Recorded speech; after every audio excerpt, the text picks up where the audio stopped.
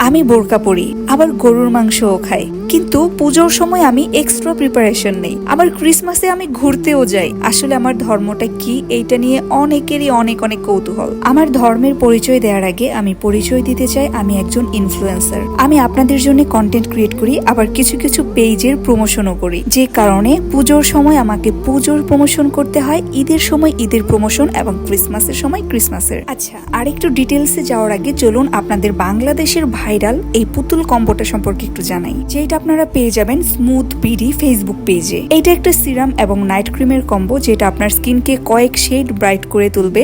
7 থেকে 10 দিন ইউজ করার পরে একটা রেজাল্ট আপনারা দেখতে পাবেন। স্কিনের যে কোনো কঠিন দাগ, 10 বছরেরও পুরানো দাগ, এটা রিমুভ করতে হেল্প করে এবং স্কিন থেকে বয়সের ছাপ দূর করে স্কিনকে টান টান করে তোলে। এটা স্কিনকে ব্রাইট করবে, ডার্ক স্পট দূর করবে, পিম্পলস এর সমস্যা দূর করবে। যে আপুরা কোনো কিছু ইউজ করে স্কিনকে উজ্জ্বল করতে পারছেন না, তারা অবশ্যই এটা ট্রাই করবেন। এবার ফিরি বাকি কথায়। আমার গায়ে যে সুন্দর বোরকাগুলো দেখতে পাচ্ছেন, এগুলো আমাকে পাঠিয়েছে আবায়া ক্লথস ফেসবুক পেজ থেকে। এই বোরকাগুলো পরে ভিডিও আপলোড করার পর যেরকম পজিটিভ রিভিউ আমি আপনাদের কাছ থেকে পেয়েছি, সেরকম অনেক নেগেটিভ মন্তব্য আপনাদের থেকে পেয়েছি। এই যেমন, আমি বিধর্মী হয়ে কোন সাহসে বোরকা পরলাম। আবার কেউ কেউ এটাও বলছে আমি নাকি ধর্মের দোহাই দিয়ে টাকা ইনকাম করছি।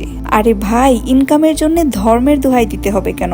সৃষ্টিকর্তা আমাকে যে পরিমাণ ক্রিয়েটিভিটি দিয়েছে, ইনকামের জন্য আমার ওইটাই যথেষ্ট। ভালো খারাপ মন্তব্য সব জায়গায় থাকবে, তবে কারোর পোশাক নিয়ে কাউকে বাজে মন্তব্য করা একদম উচিত না। বিভিন্ন পেজের সাথে আমার কোলাবোরেশন হয় একজন মানুষ পরিচয়ে, কোনো ধর্মের পরিচয়ে না। আশা করছি আপনারা বিষয়টা বুঝতে পেরেছেন, এবং এই বোরকাগুলি কিন্তু আসলেই অনেক আরামদায়ক এবং সফট ছিল।